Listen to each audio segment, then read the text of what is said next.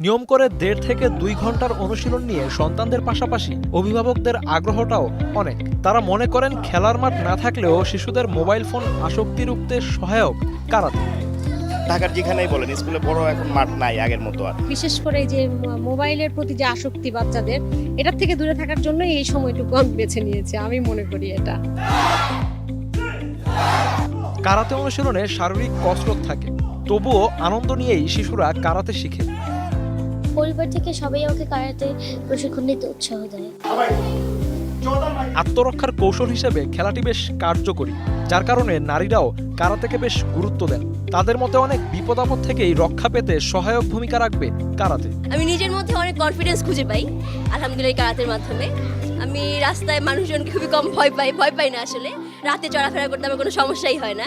শারীরিক ও মানসিক বিকাশের অন্যতম হাতিয়ার এই খেলাটি। সব বয়সের মানুষই ঝুঁকছেন কারাতে খেলায়, এমনকি রোগ প্রতিরোধ ক্ষমতা বাড়াতেও কার্যকর এই খেলা।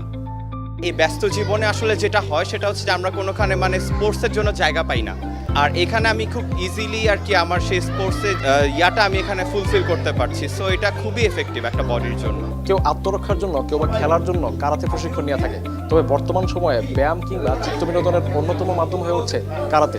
প্লেয়ারদের পিছনে আনসার, বিডিপি, তারপরে সেনাবাহিনী, পুলিশ, বিডিআর, আর এই সমস্তগুলো অলরেডি আমাদেরকে লোকাল প্লেয়ারদেরকে তারা অফার করে মান্থলি একটা স্যালারি দিচ্ছে।